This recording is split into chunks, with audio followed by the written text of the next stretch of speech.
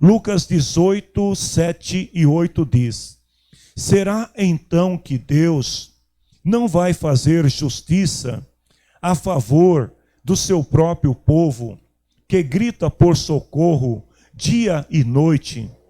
Será que ele vai demorar para ajudá-lo? Eu afirmo a vocês que ele julgará a favor do seu povo, e fará isso bem depressa. Mas, disse Jesus, quando o Filho do Homem vier, será que vai encontrar fé na terra? Podem se assentar, queridos irmãos. Nós temos falado muito sobre fé, e eu quero contar com a paciência de vocês e com a graça de Deus sobre a minha vida e também sobre a vida de vocês, porque há muito que se falar ainda sobre a fé. Nós temos, em alguns momentos aqui na obra do Senhor, na casa de Deus, a gente tem falado muito sobre os benefícios que a fé produz.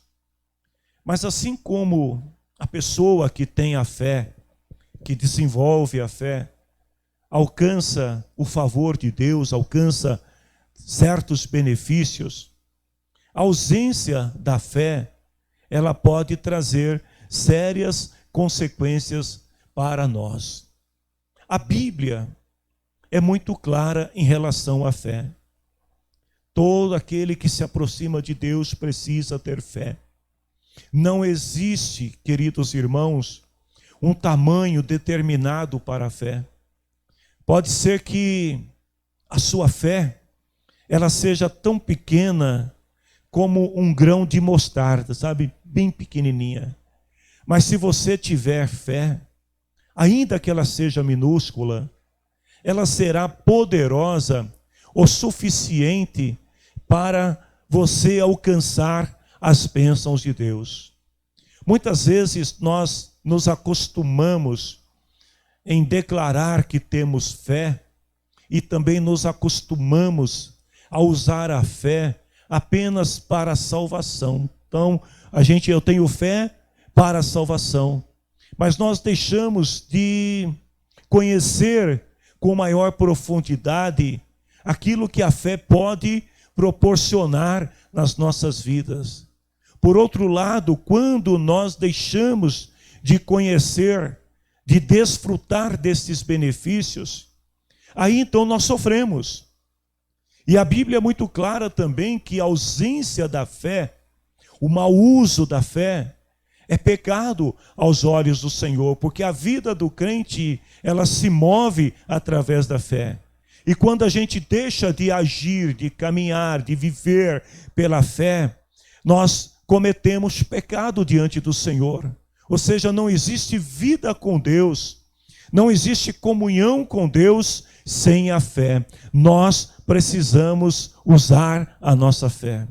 Mas hoje eu quero falar um pouco para vocês sobre o que acontece quando nós deixamos de usar a fé, ou quando nós enfraquecemos a nossa fé. Primeiro, lá em Deuteronômio, capítulo 1, versículo 32 até o versículo 36, nós vamos ver que a falta de fé impediu que o povo israelita entrasse na terra prometida. Note que sobre este povo estava a promessa de Deus. A promessa que Deus tinha feito para Abraão, para Isaac, para Jacó e reafirmou através de Moisés. Mas a falta de fé deste povo acabou levando-os a não entrar na terra prometida. Olha o que diz a palavra. Vocês não confiaram no Senhor, que ia sempre adiante de vocês. Ou seja, Deus estava com o povo. Deus estava andando com o povo. E Moisés diz assim: na coluna de fogo durante a noite e na coluna de nuvem durante o dia, Deus estava caminhando com o povo. Deus estava se revelando para o povo, e diz mais, ele fazia isso para mostrar o lugar onde vocês deviam armar o acampamento e indicar o caminho que deviam seguir. Então Deus estava andando com o povo, Deus estava protegendo o povo, Deus estava guiando o povo. Mas olha o que Moisés diz: quando o Senhor Deus ouviu as queixas que vocês estavam fazendo, ele ficou irado. E por que Deus ficou irado? Olha só, vocês israelitas, Moisés dizendo para o povo, vocês foram maus. Noutra versão diz, vocês foram negligentes. Por isso nenhum de vocês, adulto, verá a terra que eu prometi dar aos seus antepassados. E por que o Senhor estava dizendo isto para o povo? Vejam bem, vamos lembrar, Deus estava com o povo, Deus estava protegendo o povo, Deus estava guiando o povo, Deus estava abençoando, provendo na vida do povo, mas o Senhor se irritou com o povo, porque mesmo com todas estas evidências de que Deus estava cumprindo a sua palavra de levá-los à terra prometida, o povo, olha o que diz aqui, o povo continuava desobediente e infiel ao Senhor. Pelo que Deus disse, somente Calebe verá esta terra, porque ele foi fiel e obediente a mim, diz o Senhor. Ou seja, o povo tinha saído do Egito, o povo estava caminhando pelo deserto, e no meio do deserto, mesmo com todas as provas, com todas as evidências que Deus estava com eles, o povo desacreditou na palavra do Senhor, deixou de confiar, e o povo começou a murmurar. Quando é que o povo desacreditou? Quando o povo reclamou, quando o povo murmurou, quando o povo questionou Moisés, a ponto de dizer a Moisés que melhor seria ter continuado no Egito do que ter se aventurado na fé e entrado no deserto. E aí, fazendo um paralelo com os dias atuais, queridos, quantas pessoas que estão caminhando nesta caminhada de fé, e no meio do caminho, mesmo Deus se revelando a elas, mesmo Deus falando, mesmo Deus mostrando a sua misericórdia, a pessoa desacredita e começa a reclamar e começa a murmurar aos olhos de Deus. O que nós vemos nesta passagem aqui é que a pessoa descrente, no caso o povo de Israel, foram considerados como pessoas más, ingratas, negligentes. Por que que eles foram considerados por Deus desta forma? Porque eles deixaram de acreditar. E quando alguém deixa de acreditar na palavra de Deus, ele está chamando Deus de mentiroso. Ora, se Deus disse, se Deus prometeu, se Deus está falando com o seu povo, e as pessoas estão desacreditando na palavra de Deus, significa que Deus é mentiroso, que aquilo que Deus falou não vai se cumprir. E a palavra dele diz que Deus não mente. Deus não se arrepende, a sua palavra se cumpre. Então, vejam bem, embora a fé pode nos levar a alcançar, a conquistar bênçãos de Deus, a falta de fé, a descrença pode tirar tudo de nós, inclusive a salvação. Se nós desacreditarmos, se nós não confiarmos no Senhor, vejam bem, esse povo aqui perderam a oportunidade de entrar na terra prometida, pereceram no deserto, porque não acreditaram na palavra do Senhor. Jesus disse para os seus discípulos, quando o Filho do Homem voltar, será que ele vai encontrar fé na terra? Queridos, o que leva a igreja em direção à terra da promessa, o que leva a igreja em direção a Deus, O que leva a igreja a conquistar e desfrutar a salvação de Deus é a fé. Se nós não tivermos a fé, ou se nós não usarmos corretamente essa fé, nós vamos sofrer como sofreram os filhos de Israel. Tem um hino na harpa cristã que diz assim: em vez de murmurares, cante um hino de louvor a Deus. Se você está caminhando pelo deserto e por alguma razão você está sentindo falta de alguma coisa, não murmure contra o Senhor, porque o nosso Deus é um Deus provedor. E como Ele esteve com os filhos de Israel, Deus está com cada um de vocês para prover tudo aquilo que vocês precisam. Será que eu posso ouvir um amém aí? Glória a Deus. Segundo,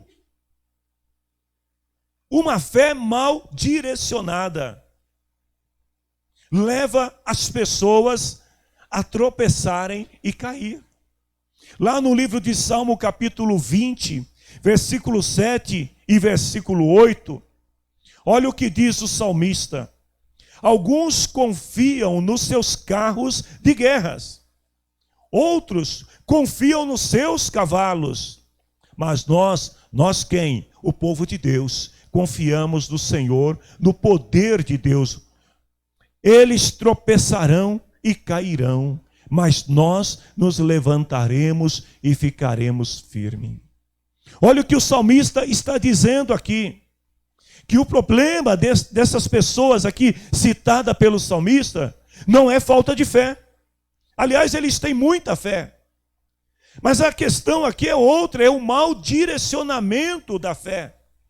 Porque o salmista diz que estas pessoas, eles estão confiando nos seus carros, eles estão confiando nos seus cavaleiros, estão confiando na força de outros, ao invés de confiar no Senhor. Lá em Isaías capítulo 31, versículo 1, o profeta Isaías exortou o povo de Deus sobre procurar ajuda em lugares errados, ou seja, direcionar a fé para o lugar errado. Ele diz assim: ai dos que vão para o Egito procurando ajuda. Eles confiam num povo que tem muitos cavalos, carros de guerra, num país que tem cavaleiros valentes, mas não confiam no santo Deus de Israel e não pedem ajuda para o Senhor. Assim como o salmista, o profeta também aqui está advertindo o povo de Deus, porque eles estavam procurando ajuda no lugar errado. Ou seja, estavam direcionando a fé para o alvo errado. E uma fé mal direcionada vai gerar frustração. Sabe por quê, irmãos? O salmista diz: os carros e os cavalos não são páreos para todas as batalhas. Quando Faraó foi à batalha contra o povo de Deus, ele foi com soldados e com cavalos, carros de guerra. E o que aconteceu? Pereceram no mar. Quem direciona mal a sua fé, corre o risco de sofrer frustrações. Mas a fé em Deus é a única garantia que nós temos, que na batalha nós nos levantaremos e ficaremos firmes. Louvado seja Deus. Salmo 33, versículo 17 e 18. O salmista diz assim: não são os cavalos de guerra que ganham a batalha. Não é a sua grande força que pode salvar alguém. Ou seja, confiar, o salmista está dizendo aqui, olha, confiar nos cavalos, na força dos cavalos, dos animais, confiar nos soldados, não tem garantia. Ele fala, é o Senhor Deus quem protege aqueles que o temem, é Deus que guarda aqueles que confiam nele. Então, se nós queremos estar protegidos, amparados, nós precisamos confiar em Deus e não nas pessoas ou nas coisas. Cavalo é símbolo de força física. Os cavalos naquela época representavam poderio militar. Os cavalos representavam naquela época a capacidade humana de sobrepujar situações, de vencer batalhas. Mas diante de Deus, todas estas armas eram nada, absolutamente nada. Eram incapazes, insuficientes para trazer vitória ao povo. Tem uma palavra lá em Filipenses capítulo 3, versículos 5 e versículo 7. Eu estava meditando nesta palavra ontem, quando Paulo fala sobre a sua conversão. Paulo está dando aqui um testemunho para a igreja de Filipe.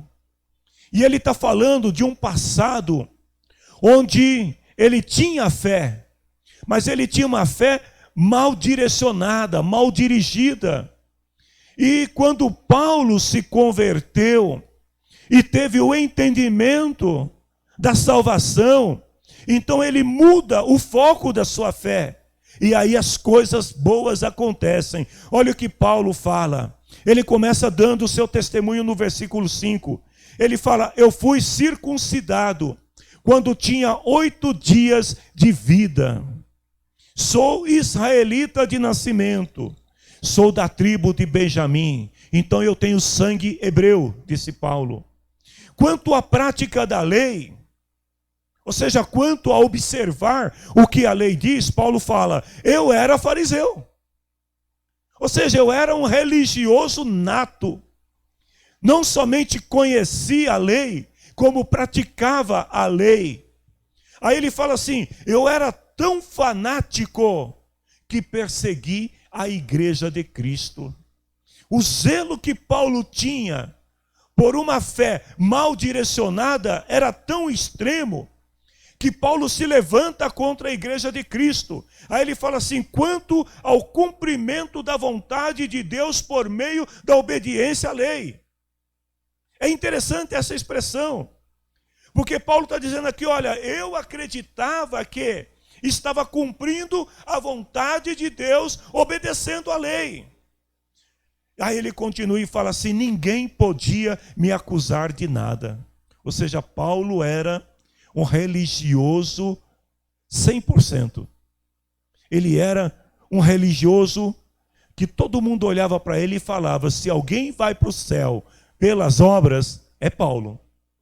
Mas olha o que Paulo diz. No passado, todas essas coisas valiam muito para mim. Ou seja, a minha fé mal direcionada, a minha fé na lei era tão grande que ele fala assim, que essas coisas valiam muito. E ele diz: e por causa, mas agora, por causa de Cristo, eu considero todas essas coisas sem valor. Ou seja, a minha fé era mal direcionada. Mas a partir do momento que eu conheci a Cristo e pude entender o amor de Cristo, então essas coisas perderam valor. Aí Paulo vai mais adiante e fala assim: não somente essas coisas, mas eu considero tudo uma completa perda comparado com aquilo que tem muito mais valor. Ou seja, a fé mal direcionada, a fé na lei, a fé no farisaísmo, a fé na tradição, inclusive tradição sanguínea, porque ele diz aqui: eu sou hebreu de nascimento, tenho sangue hebreu. Paulo diz assim: todas essas coisas eu considero uma perda de tempo, não tem valor. Aí ele continua e fala: conhecer, isto é, conhecer completamente Cristo Jesus, o meu Senhor, eu joguei tudo fora como se fosse lixo a fim de ganhar a Cristo. Paulo descobriu, e Deus nos ajude, que Deus nos abençoe, que cada um de nós possa também ter esta compreensão da fé que devemos ter em Deus, para que nós também sejamos como Paulo, que diz assim: olha, eu considerei esta fé mal direcionada lixo. a fim de poder ganhar a Cristo e estar unido com Ele. E aí ele diz assim: eu já não procuro mais ser aceito a Deus por causa da fé que eu tinha na lei. Pois agora é por meio da fé em Cristo que eu sou aceito. E esta salvação vem de Deus e se baseia na fé. Só quem tem fé aí, aplauda o nome do Senhor Jesus. Queridos, olha que lindo. Você tem fé. Todos nós temos fé. Mesmo que ela seja pequenininha, minúscula. Mas você pode empoderar-se desta fé e torná-la maior na medida que você começar a caminhar com Cristo e permitir que Cristo se revele na tua vida, sem factoides, sem religiosidade, sem se prender a tradições, a ritos, tão somente se voltar para Cristo, como disse Paulo. Ele fala assim: tudo que eu quero é conhecer a Cristo e sentir em mim o poder da ressurreição. Ou seja, a fé verdadeira, ela te leva a desejar Cristo, a experimentar Cristo. A fé verdadeira te leva a buscar, invocar a Cristo e desfrutar daquilo que Ele pode te oferecer. Apesar de todo o currículo religioso que Paulo tinha, ele descobre que confiar na sua capacidade de entender as Escrituras não significava nada se a fé não estivesse direcionada em Deus. Queridos, vejam bem, muitas vezes nós acreditamos que temos uma fé verdadeira. Muitas vezes a gente está muito tempo servindo a Deus na igreja, mas com uma fé mal direcionada. Vejam bem, às vezes a gente não percebe isso, que a nossa fé não está em Deus. E quando é que isso acontece? É quando a gente se entristece com alguém a ponto de se afastar da fé. Quando é que a nossa fé não está em Deus? É quando, por causa de qualquer situação, pessoa, nós nos afastamos, nós recuamos. Isto é uma prova de que a nossa fé não estava em Deus. Ou seja, às vezes a gente está muito tempo caminhando como estava o povo de Israel, caminhando com Deus. Mas de repente a gente começa a direcionar a fé para pessoas e coisas erradas.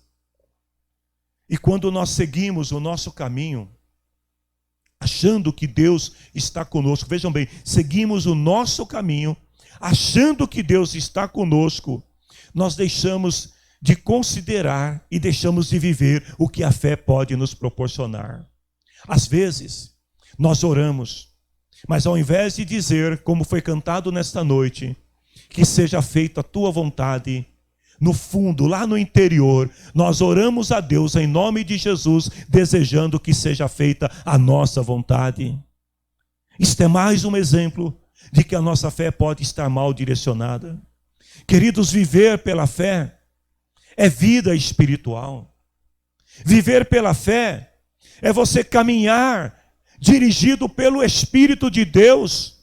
Viver pela fé é permitir que o teu homem, a tua mulher interior, tenha uma conexão direta com o Espírito de Deus. Ou seja, quando nós andamos pela fé, caminhamos pela fé, as coisas acontecem. Mas elas não acontecem de modo natural. Às vezes nós ficamos muito dependentes daquilo que vemos. Mas caminhar pela fé, viver no Espírito, ter vida espiritual, é caminhar muitas vezes no escuro. É você caminhar sem ver as coisas acontecendo, mas sabendo que elas estão acontecendo e que no momento certo elas irão aparecer na tua vida. Viver pela fé, portanto, é renunciar à nossa confiança pessoal, à nossa visão pessoal, à nossa capacidade pessoal, à nossa força pessoal para seguir o caminho que Deus tem planejado.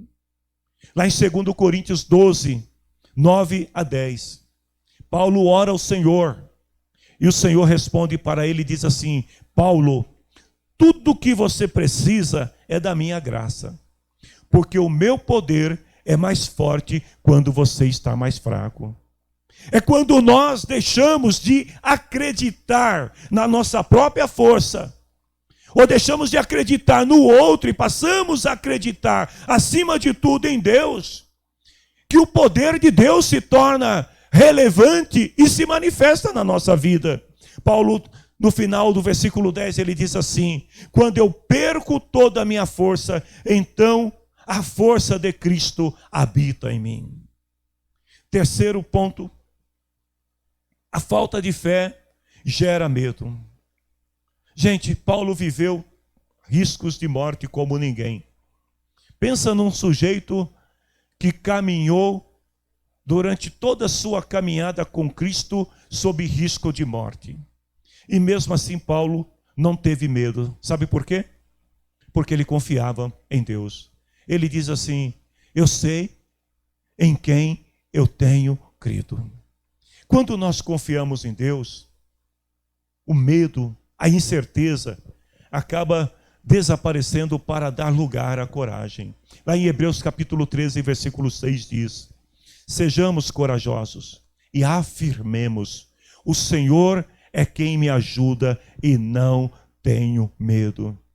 Quando o inimigo se levantar diante de você, diga estas palavras que o escritor aos Hebreus está dizendo: é o Senhor quem te ajuda, não tenha medo. Uma das principais armas do inimigo é o medo. Eu já disse isso aqui, vou repetir para quem não ouviu. Quando Adão e Eva pecou lá no Jardim do Éden, e eles se esconderam de Deus, quando o Senhor pergunta para eles: por que vocês se esconderam? Qual é a resposta deles? Nós tivemos medo. O medo é uma arma poderosa do inimigo. Mas quando você tem fé em Deus, você vence o medo. Porque a fé em Deus, ela remove o medo que você tem do amanhã, o medo do futuro. Em tempos de pandemia, as pessoas estão paralisadas. É assim ou não é? As pessoas estão com medo do amanhã. Quantas pessoas, talvez aqui entre nós, ou alguém que está assistindo, esteja vivendo este momento? Você deixou de planejar, deixou de sonhar, você deixou de viver, não tem mais expectativa, por causa do medo, o medo do amanhã. Eu não quero aqui minimizar os efeitos que a pandemia produz na vida das pessoas. Mas o que eu quero que você entenda é que se a tua fé estiver depositada em Deus, você não terá medo do amanhã. Por mais intenso que seja, por mais terrível que seja, você não terá medo do amanhã. Salmo 112, versículo 7, ouça o que a palavra do Senhor diz ao homem e à mulher que confia em Deus: ele não tem medo de receber más notícias. A sua fé é forte, pois ele confia no Senhor. Porque às vezes o medo está relacionado a nós e ao outro. A gente fica com medo. Se alguém bate palma na sua casa ou toca a campainha, eu digo bate palma porque na minha bate no portão, mas às vezes toca a campainha, grita, chama por você. Se você não está esperando encomenda do correio, você já fica preocupado. É assim ou não é? Meu Deus, o que será? Ei, tenha fé em Deus. O homem e a mulher que tem fé em Deus não tem medo. As más notícias virão querendo você ou não. Os problemas virão querendo você ou não. Mas se a tua fé estiver em Deus, o salmista diz: a sua fé será forte, porque você confia no Senhor. A falta de fé produz angústia. Quantas pessoas angustiadas. Eu vou usar aqui uma citação da Wikipédia, a enciclopédia virtual que todo mundo acessa. Então, a fonte é livre. O que diz a Wikipédia sobre angústia? O que é angústia? É a forte sensação psicológica caracterizada por abafamento, por insegurança, falta de humor, ressentimento e dor. Aí continua. Na moderna psiquiatria, a angústia é considerada uma doença que pode produzir problemas psicossomáticos. A angústia pode levar a pessoa à depressão, pode levar a pessoa a ter problemas cardíacos, problemas de pressão alta. Então vejam bem, a angústia pode gerar outras enfermidades. A angústia é também uma emoção que precede, ou seja, ela acontece antes, precede algo, um acontecimento, uma ocasião, uma circunstância. Ou seja, a coisa nem aconteceu e você já está sofrendo por antecipação. Você já está angustiada antes. Também pode-se chegar à angústia através de lembranças traumáticas que dilaceraram ou fragmentaram o ego. Ou seja, a angústia é um problema sério. Se nós não tivermos fé em Deus para vencer a angústia, nós podemos nos tornar pessoas depressivas, nós podemos nos tornar pessoas negativas, pessimistas.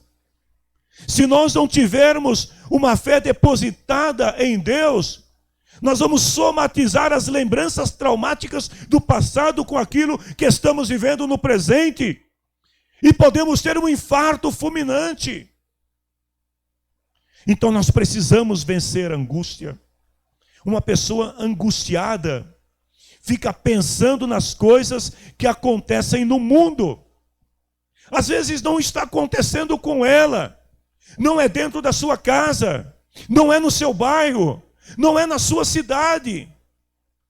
Mas ela vai para os noticiários e aí ela ouve dizer que a Síria está entrando em conflito armado com os Estados Unidos. E aí ela já começa a pensar, meu Deus, e se uma bomba cair aqui na minha casa, no Parque dos Camargos? É assim ou não é? E a pessoa já fica desesperada. Meu Deus, eu moro perto do quartel, aqui tem vários quartéis aqui na nossa região. Meu Deus, se a Síria está em guerra e se o Brasil entrar também, eles vão soltar bomba aqui, eu vou mudar de cidade. A pessoa angustiada, ela sofre demasiadamente por coisas que às vezes não tem nada a ver com ela. Crise na economia em escala global. A pessoa está empregada, está trabalhando, está com as contas em dia, tem lá uma reservinha financeira, 500 mil reais depositado em títulos, ações, poupança, glória a Deus aí. Sabia que tinha alguém. Então vejam bem, está lá. Meu Deus, e a pessoa está preocupada. Ao invés de estar buscando solução na crise, os conflitos políticos. Meu Deus, agora vai complicar tudo, gente. Porque agora os democratas assumiram o governo na América. Bicho, agora... E a gente começa a somatizar essas coisas. E acaba gerando angústia. Porque quando a gente somatiza essas coisas, a gente passa a viver com insegurança. E quando a gente passa a viver com insegurança, a gente começa a achar que todos os problemas do mundo têm que ser resolvidos para que a gente tenha segurança. E a gente esquece que isso não vai acontecer. Então nós precisamos ter fé em Deus, porque somente a fé em Deus traz paz a um coração angustiado. E esta paz não pode ser compreendida. Lá em João capítulo 16, versículo 33, Jesus falou: vocês estão unidos comigo. E por causa desta unidade que vocês têm comigo, vocês têm paz. Eu pergunto aqui nesta noite, tem paz aqui, gente? Que a paz seja com vocês, amém? Que a paz seja com vocês que estão em casa. Lá em Efésios, quando Paulo fala sobre a armadura do cristão, Paulo fala que nós temos que ter uma armadura para lutar contra principados, contra potestades. A fé também faz parte dessa armadura. E a fé, ela é apresentada ali como o escudo, um instrumento de proteção. Ou seja, a fé protege o crente dessas coisas. Agora vejam bem, se faltar fé, esse escudo, ele vai ficar frágil. Imagine, você ter um escudo de papelão, e você indo para a guerra, né, com um escudo de papelão. Gente, você tá perdido. A fé é o escudo que protege o crente. Não pode faltar fé na vida do crente. Por isso que Jesus disse, olha, quando eu vier, será que vai ter fé na terra? Porque não pode faltar, igreja. Porque se o inimigo te atacar, e você não tiver com o escudo da fé revestido, você corre risco de perecer, mesmo que tenha todas as outras partes da armadura. Você pode estar calçado com o evangelho da paz, você pode estar com a espada, que é a palavra de Deus, você pode estar lá com o cinturão da verdade, couraça da justiça, capacete da salvação, mas se o escudo da fé não estiver forte o suficiente para resistir os ataques do inimigo, você morre. Você perece e perde tudo. Então, igreja, ouça o que a palavra de Deus está dizendo para cada um de nós aqui nesta noite. Tenham fé em Deus, mesmo que seja pequena. Quando falta fé, nós somos tomados por sentimentos de culpa. Ou seja, quando falta a fé no coração da pessoa, ela começa a ter aquele sentimento de fracasso. Vamos lá para o Salmo 22. Olha o que o salmista diz, a oração de um desesperado. Tem gente que está igual o salmista aqui no Salmo 22. Olha o que ele diz no versículo 1. Meu Deus, por que me desamparaste? Por que ficas tão longe? Porque não escuta quando grito pedindo socorro. Aí no versículo 6, eu não vou ler todo o salmo não. Versículo 6, olha o que o salmista diz. Eu não sou mais um ser humano, eu sou um verme. Todos zombam de mim e me desprezam. E no 7, todos os que me veem caçoam de mim, mostrando a língua e balançando a cabeça. Gente, imagine o quadro desse homem. Isso aqui é uma depressão profunda. O sujeito está tão para baixo, está tão, fracassado, tão acobertado de culpas, que ele diz assim, não sou mais humano. Ou seja, ele perdeu a identidade. Ele diz, eu sou um verme, não sirvo para nada. Então, quando nós olhamos para o nosso pecado, em vez de olhar para Jesus, é isso que acontece. A gente desvia o olhar daquele onde a nossa fé começa, a fé que redime, a fé que perdoa, a fé que salva. Começamos a olhar para nós, e aí o que vai acontecer? A gente começa a se sentir como o salmista aqui, porque esse personagem aqui, o salmista, ele deixou de olhar para o Senhor como deveria, e começou a olhar para ele, e aí ele disse, Senhor, eu não sou nada, eu sou como um verme. Quando vamos à presença de Deus, a gente precisa ir com fé, irmãos. Lá em Hebreus capítulo 10, versículo 22, o autor diz assim, olha, cheguem perto de Deus com um coração puro e com uma fé firme. Mas ainda no capítulo 22, olha o que acontece quando a fé se manifesta, quando a fé domina a mente e o coração de alguém. O mesmo salmista que começa dizendo, Deus, o Senhor me desamparou, Deus, o Senhor não me ouve mais, o Senhor fugiu de mim, Senhor, eu estou me sentindo um verme, Senhor, olha, eu tenho a impressão que está todo mundo me zoando.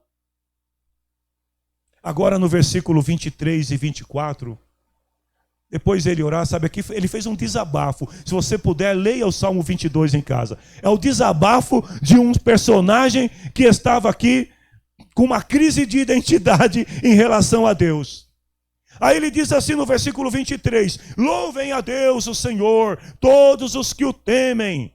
Povo de Israel, prestem culto a Deus, adore o Senhor. E no versículo 24 ele fala: ele não abandona os pobres, não esquece do seu sofrimento, não se esconde deles, mas responde quando gritam por socorro. Ou seja, a fé renovada do salmista, o mesmo sujeito que se sentia um verme, agora no versículo 24, ele nos apresenta 4 verdades. E com essas 4 verdades eu estou terminando a palavra. Primeiro, ele diz assim: Deus não abandona. Quem foi que disse: Deus meu, por que me abandonaste? Não foi o salmista? Lá no começo ele disse: Deus, porque o Senhor me abandona. Mas agora ele chega à conclusão que Deus não abandona aquele que o busca de coração, com uma fé firme, ainda que seja pequena. E isso me faz lembrar da palavra do Senhor para Jacó, lá em Gênesis 28:15. Quando Deus disse para Jacó assim: olha, eu estarei com você. Ou seja, eu vou caminhar com você, vou proteger você em todos os lugares e farei com que você volte para essa terra. Eu não o abandonarei. Ei, ouça o que a palavra de Deus está dizendo para você nesta noite. Se você entrou aqui se considerando um vermezinho, se você entrou aqui nesta noite achando que Deus se esqueceu de você, ouça o que ele está dizendo: Deus não te abandona. Ele está com você. Oh, aleluia! Ele está com você. Glória a Deus. Mas a segunda verdade que o salmista diz, ele fala assim: Deus não esquece. Você acha que Deus vai esquecer daquilo que ele te prometeu? Você acha que Deus vai esquecer daquilo que ele disse que faria? Você acha que Deus não vai cumprir a palavra dele na tua vida? Ei, Deus não esquece. Isaías 49:15. Será que uma mãe pode esquecer o seu bebê? Será que pode deixar de amar o seu próprio filho? Mesmo que uma mãe faça isso, diz o Senhor, eu nunca me esquecerei de você. Deus lembra de você em cada momento, em cada instante. Você chegou aqui nesta noite, talvez pensando assim: Deus, por que me desamparaste? E Ele está dizendo para você agora: eu não me esqueci de você. E esta palavra é para reafirmar que eu estou contigo. Tem mais ainda, sabe? Outro dia eu ouvi de uma pessoa, um amigo meu, dizendo assim, que nas horas das dificuldades até os amigos desaparecem. Você já ouviu isso alguma vez? Na hora das dificuldades, até os amigos desaparecem. Mas olha o que o salmista diz: Deus não se esconde. Deus não foge de você. Jeremias 23 e 24.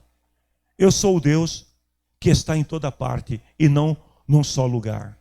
Ei, Deus está falando com você aqui, mas fique sabendo que Ele vai com você para casa. Ele vai deitar do seu lado. Ele vai fazer você sonhar coisas lindas. Deus vai estar com você amanhã no teu trabalho. Deus vai estar com você dentro da condução, porque Deus não se esconde, Deus não foge de você. O nosso Deus, Ele é um Deus presente, e Ele diz assim: eu estou em toda parte, não estou só no lugar. Ou seja, o Deus que está aqui neste momento é o Deus que te acompanha aonde você for. E Ele diz assim: ninguém pode se esconder num lugar onde eu não posso ver. Em qualquer lugar que você está, se você entrar dentro de um buraco para buscar a Deus, Ele vai entrar com você, Ele vai estar com você. Se você subir no lugar mais alto e perguntar: Deus, por que me desamparaste? Ele vai dizer: eu não te desamparei, eu estou com você. Ele fala assim: vocês não sabem que eu estou em toda parte? Em todo o tempo. E em quarto lugar, o salmista diz: Deus responde. Jeremias capítulo 3, versículo, 33:3. Clama a mim, e eu te responderei. Jeremias, se você me chamar, se você clamar, eu vou te responder. E tem mais, eu vou te anunciar coisas misteriosas e maravilhosas que você não conhece. Deus tem muito mais para dar a você. Eu quero terminar esta palavra convidando vocês para um momento em pé. Eu te faço uma pergunta nesta noite. Não é para responder a mim, mas responda para você mesmo. Como anda a tua fé? Como está a tua fé? Eu te convido hoje, Igreja do Senhor, para renovarmos a nossa fé em Deus. Da mesma forma que o salmista muda a sua visão, quando ele tira o foco de si, porque quando ele olha para ele se vê um verme, mas quando ele olha para o Senhor, que ele olha para Deus, ele descobre estas 4 verdades. Então eu te convido para olhar para Jesus nesta noite, porque a tua fé deve começar nele e deve permanecer nele. E ele diz para você: eu não te abandonei, eu não me esqueci de você, eu não me escondi, eu estou aí do teu lado, estou com você, e eu vou responder todas as vezes que você me chamar. Tenha fé em Deus, adore ao Senhor.